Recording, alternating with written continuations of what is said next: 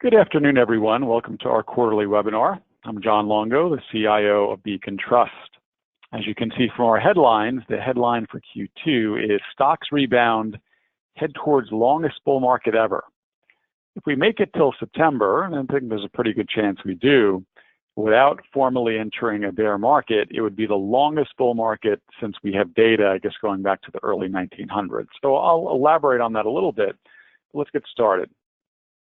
Here's our roadmap for the next half hour or so. We'll, as usual, talk about what happened in the prior quarter. We'll discuss some winners and some underperformers, not too many losers. We'll read the macroeconomic tea leaves, kind of summarize some of the things going on. We'll give our stock and bond market outlook, mildly positive for both asset classes. We'll discuss our portfolio changes, or really, for this quarter, lack thereof. And as usual, we'll wind up with a discussion of our target portfolios, which are used as a starting point and ultimately tailored to your unique goals and objectives. Q2 is pretty good for the stock market. If you remember what happened in Q1, we started out pretty strongly. S&P was up around 8% in late January. And then we had not one, but two corrections, one in February and one in March. It was a slow grind, but we made it back into positive territory. And by the end of the quarter, we were up around 4.4% on a price return basis, a little over 6% on a total return with dividends reinvested. So eked out a positive return, and here we are in mid-year. And if we double this return, we'd take that. That would be above the long-term average if you include the dividends. Bond market, a little bit more volatility. Bonds yields have been drifting up. We know that the Fed has been increasing rates at the short-term end, but we like to look at the 10-year Treasury. It's a benchmark for corporate borrowing. It's a benchmark for mortgages, other things as well. And the 10-year edged up from 2.8% to 2.9% at the end of Q2. And as I'm doing this webinar in mid-July, it's a hair below 3%. So rates continue to go up. We'll talk about the potential for an inverted yield curve in a few moments. Let's talk about what happened at the asset class level for not only stocks and bonds, but some specific things like emerging markets. Overall, it was mixed. On balance, more positive than negative, but small cap did really well. Growth. REITs bounced back from a sluggish start. And on the downside, international has been lagging, especially those in emerging markets. And bonds are roughly flat, with some bond indices down and some up a little bit. Specifically, S&P up 3.43% in Q2. You can break down large cap stocks into growth and value, as Russell does. Value has eked out a positive gain, 1.18%, but by far, growth is the star. The so-called FANG stocks have continued to run. FANG, Facebook, Amazon, Netflix, and Google, as well as Microsoft and a few others. MSCI, major international index provider, their world index, ex-US, down a little bit, less than 1% in Q2. Emerging markets down more, almost 8%. Barclays Aggregate Bond Index down for a second consecutive quarter. Not a disaster, but certainly disappointing if you're expecting that to be the safe part of your portfolio.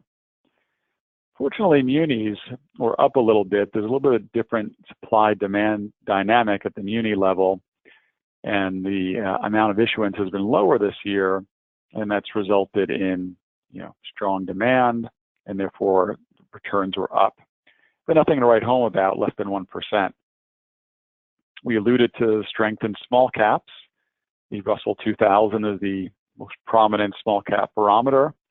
That increased 7.75% in Q2, and REITs bounced back from a very weak Q1, and we're up 10.37% and up a little bit year to date. Let's talk about some of our specific outperformers, and then on the next slide, underperformers. As we mentioned, small cap did well. Our specific ETF, the iShares Core S&P Small Cap ETF, went up a healthy 8.69 ahead of the Russell 2000. Our Accelerated Return Fund, Beacon's fund, went up 4.3% in Q2. The Vanguard Total Stock Market ETF, that beat the S&P mainly because it has some small cap holdings, up almost 4% in Q2. Other in-house mutual fund, the Beacon Plan Return Strategy, increased 2.67%, pretty good for a fund that always has some downside protection built in. Our real estate fund, not specifically in-house, but that we outsource, the Versus Fund, had another healthy quarter, up 2.17%. We mentioned some strength in munis. Our Fidelity Muni Fund was up 0.5%. And Harding Loevner, their global fund, up 1%. We would count that as a winner given the decline in most international indices. On the downside, I guess the main disappointing fund was Oakmark, down 5% in Q2. Follows also a weak Q1, but they had tremendous performance last year, and they're still ranked among the top mutual funds in their categories over probably 3, 5, 10, and inception period. So we're going to stick with them, hoping for a turnaround sometime soon. BlackRock Strategic Income Fund down a disappointing 0.8%. Once again, not a disaster, but for fixed income, we like to see positive numbers across the board. PowerShare Senior Loan actually outperformed the Barclays Agg, but down a shade. And the Vanguard Equity Income Fund, up 1.4%, not bad, but a relative underperformer compared to most equity funds. Let's shift gears and talk about what's going on in the economy. And as of mid-July, the economy at least is on pretty solid footing. We're expecting a GDP report coming out very soon, and the consensus on that is 4.2%. That would be one of the fastest growth rates in quite a few years. So LEI is a basket of 10 indices that aggregate into the leading economic indicators, and you can see it's pointing up. If you're looking at the screen, you can see it has a pretty good record of going down in advance of recessions, which are shown in the gray area. And the inset of the chart, they're pointing straight up, maybe tailing off a little bit, but no decline, or at least precipitous decline. So according to this indicator, the economy is expected to continue to expand. ISM stands for Institute for Supply Chain Management. And they basically survey what you can consider buyers or purchasing managers. They have a window into the pipeline, and they do a manufacturing index, which is on this slide, and a services index, which is on the next slide. How you interpret this graph is that if it's greater than 50, it signifies expansion. So you may have heard the term book-to-bill ratio, so more what's in the pipeline versus what is in the rearview mirror. Anything over 50 is pretty good, and clearly close to 60 is very good. So manufacturing part of the economy seems to be humming along. The non-manufacturing, which many people call services, is also doing quite well. Not at the 60 level, but 59, we'll take that. So both of these buying manager surveys or purchasing manager indicate growth. Now, another thing that could tip the economy into recession is a credit crunch. So one thing that I look at is bank lending. Banks have to report data to the Fed, and the Fed tracks that with a little bit of a delay. We could actually see an increase in lending, perhaps as due to the kind of spring/summer buying season for homes. But we see a healthy 3 to 4% increase year over year and a leveling over the past couple of months. So no sign of a credit crunch. Something that can cause inflation, there's really two main indicators. One is wage inflation, and the other is commodity prices, which I'll show in a moment. Wages are up year over year, around 2.6, 2.7%. That's pretty good, but only when you get into the 3.5% and 4% area are you really worried about significant wage inflation. So I would view this as positive, keeping an eye on it, and not likely, at least at this point, to set off a surge in inflation. Commodities, as we alluded to, you're probably paying a little bit more at the pump, probably close to $3 a gallon for those still driving gas vehicles.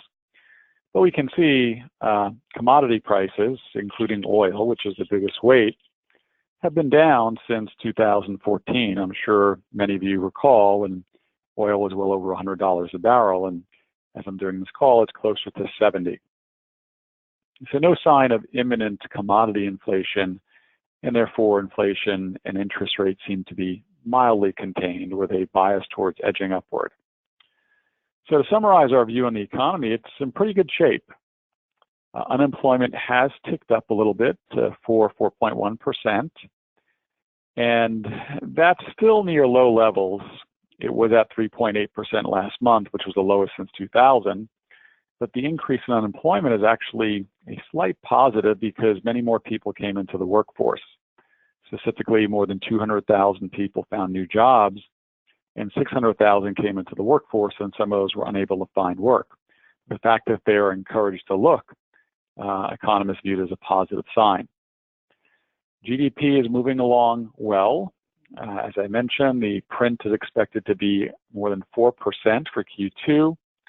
Q1 was mundane to 2.5%, but if we can continue at 3% plus, I think we'll take that. That should be healthy for earnings. Consumer confidence is strong. So I didn't show the graph, but it's near multi-year highs. S&P Case-Shiller. Many people in America have their wealth tied up in real estate.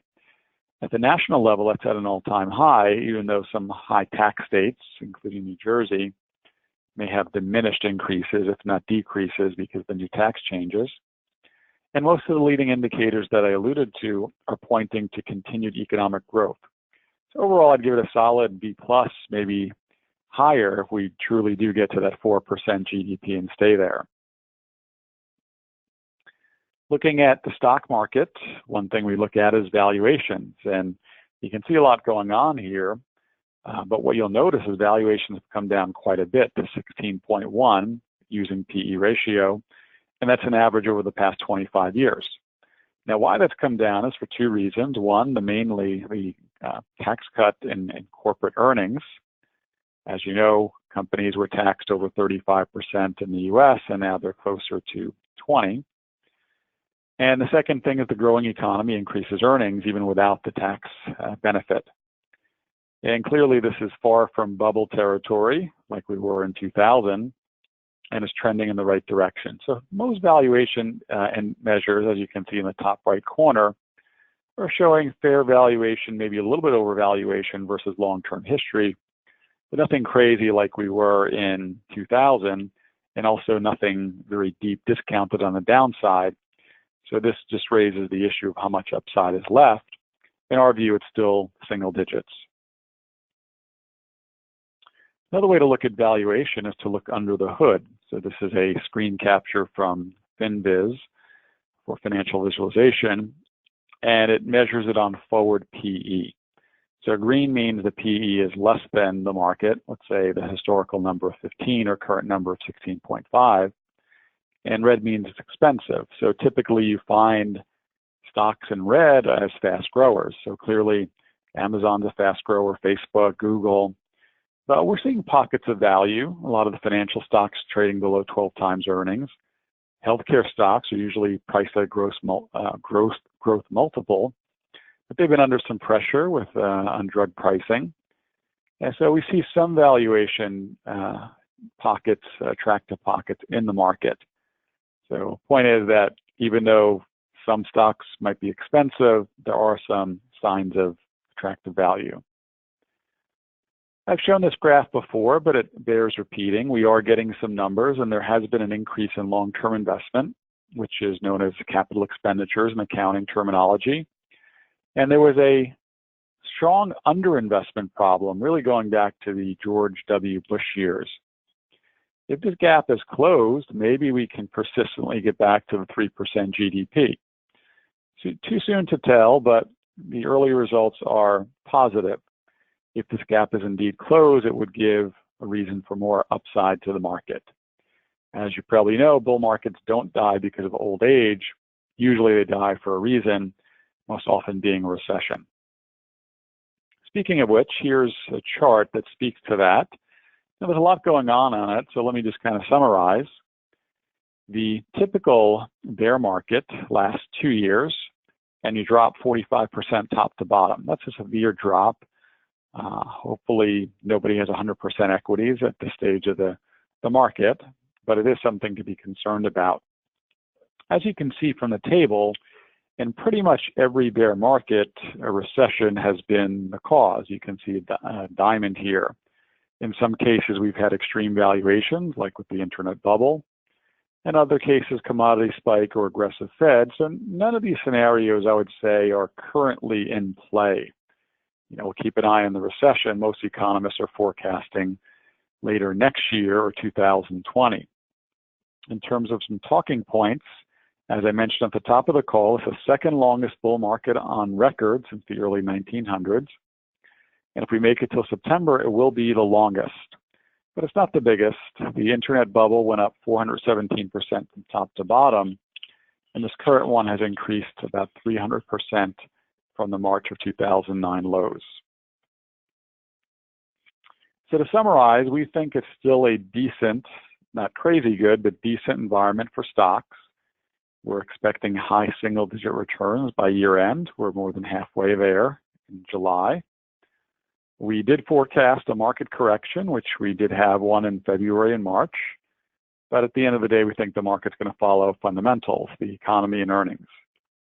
Our mildly optimistic view is based on the corporate tax cuts and economic growth, but we're not crazy bullish because of the valuation, and we are getting late in the cycle. Year to date, we know small cap has done well, but international has lagged. We think there might be some value there. The dollar has rallied. We think that rally is about to kind of level off a little bit. And we think small cap still has room to grow because they are more domestic in nature, so they benefit more from the tax cut, and they're less affected by the trade war that I'll talk about in our risk. What would change our view is if we saw some signs of a recession. So I shared with you a few of the indicators I look at, and there's some others as well, but most of them are still signaling pretty good growth for the economy. Let's shift gears and talk about fixed income. The yield curve is flattening. So for those not well versed in economics, there's not a single interest rate, but a range of interest rates that depend on your horizon. So at the short-term end, we have 1 to 6 months, and a long-term end, you have 30 years, like a 30-year mortgage. And what you can see here, so this entire shape, it's called the yield curve. And what you can see here is that a year ago was pretty steep. We had short-term rates at around 1%, long-term rates 3%, and the Fed has gradually been raising rates about 25 basis points a quarter, and it's closing the gap. And at some point, it's going to maybe close the gap completely. So why this is somewhat of a negative is that it impacts the bank's ability to make profits. Your local bank takes deposits, and then it makes long-term loans. So usually the spread is reasonably high, a few percent. As the spread shrinks, it might cut back its lending activity, create a so-called credit crunch, and then tilt the economy into recession. So we'll keep an eye on it. I don't think it's a positive. The curve is flat and maybe inverting, but at this point, it's not a huge negative because we're not there yet, and there is a chance that the long-term end goes up. Speaking of the Fed after each meeting, they kind of have their so-called dot plot. This is what they think is likely to happen out in the future. And what you can see here, I'm focusing on the solid green. These are the members that actually have a vote. They rotate who can vote besides the chair, vice chair, and a couple other people. So you can see the Fed is largely forecasting a continued rise in short-term interest rates to get to 3.5% by next year. That certainly would invert the curve because I mentioned the 10 years at 3%. So we'll keep an eye on it. That's what they want to do, but this tends to be an optimistic graph. The Fed tends to move slower than the so-called dot plot. The Fed has gradually started shrinking its balance sheet, started out at $10 billion a month, currently up to around $30 billion, and will head towards $50 billion by the end of the year. Now, excuse me, $50 billion is a big number, but in the context of its balance sheet of $4.5 trillion, it's not huge. What you can think of it, though, is the Fed is gradually, slowly taking the so-called punch bowl away, taking some liquidity out of the system, and therefore it's creating a bias towards a continued rise in interest rates. So we think interest rates across the yield curve should increase in an improving economy, especially when the Fed's raising rates and, as I said on the prior slide, shrinking its balance sheet. But we don't want the curve to invert too much. We think the Fed is going to raise rates 3 times this year. It's done it twice so far. Most likely it's going to do it in September. In our view, it's going to pause, but 4 is clearly not out of the question.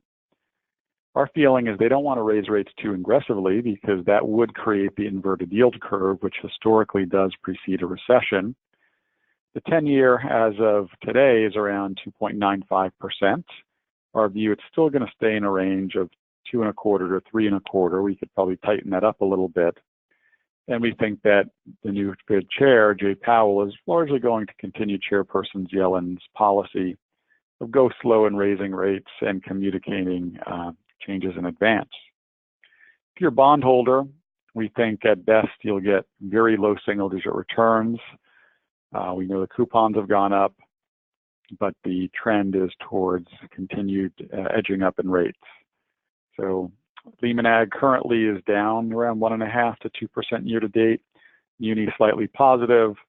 When you put that all together, if you can get 1% from your bond portfolio, that might be a reasonable expectation. Of course, there's always risks in the market. Some of the things we're worried about, the risk of a trade war spiraling out of control.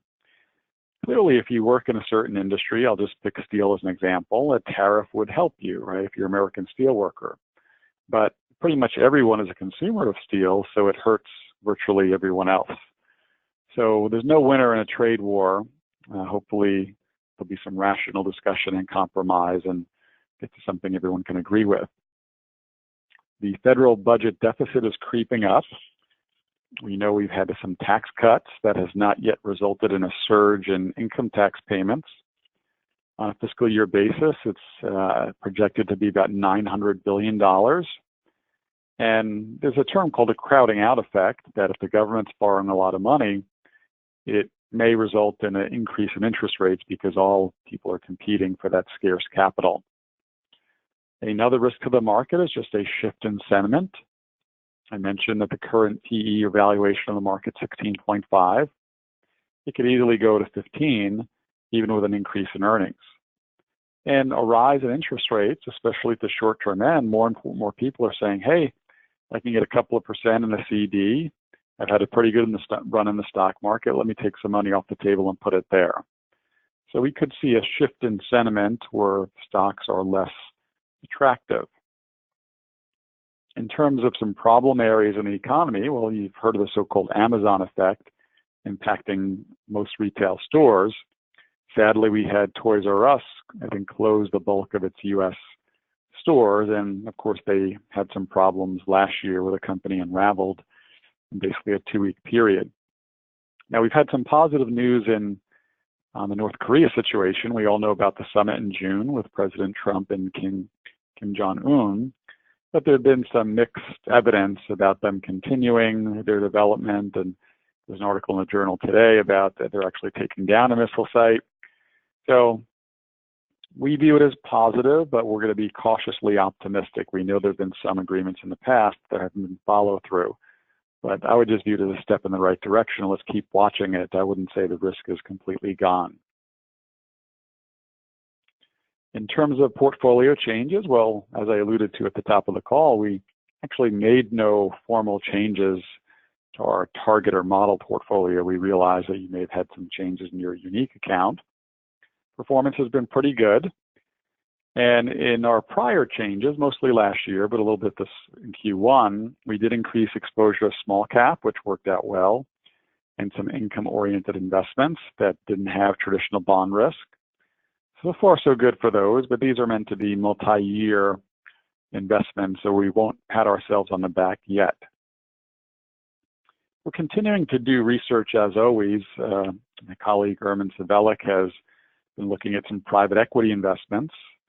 appear to be attractive, but as you know, private equity has high fees and a long lockup. So you can handle those two negatives. There might be an opportunity. I encourage you to speak with your personal wealth management advisor and team, and we can share with you some of the details on the investments we've uncovered. As usual, we'll wind up with our model or target portfolios. We have our conservative portfolio here. You'll notice there's a decent allocation to short term, which is cash or cash plus investments. We have a little bit more than 25% in fixed income. Alternative, that might be our kind of real assets fund. We might put our real estate fund in there. Hybrid is something that has elements of equity and income returns. Plan return is one that you probably know. And then equity, I talked about Harding Loevner, Oakmark, Vanguard, a couple of our other strategies. The allocations are altered a little bit for our moderate and aggressive portfolios. You can see here on moderate portfolio, the cash or income has shrunk to 0. Fixed income also fell from around 27 to 17. And the equity allocation has increased to 48. This is what I'd call a more balanced portfolio. Moving on to our aggressive, which is not crazy aggressive, but you can see the big slice to equity, 74%, hybrid 16%, alternative 10, and you notice there's no allocation to cash and fixed income because with a, let's call it 2% yield, that's not terribly attractive for someone with an aggressive or can afford to take that kind of risk. So that summarizes it. Overall, pretty pleased with Q2, both with our individual selections and the market as a whole. Clearly, quite a relief from Q1 where we had 2 corrections. And we think the market will edge up from here over the course of the year. And of course, volatility will pick up as well. But so far, economy's in good shape, valuation's okay, and we'll be mildly optimistic. So that's our summary. We wish you a great day and great rest of the year and hope to see you sometime soon. Thanks very much.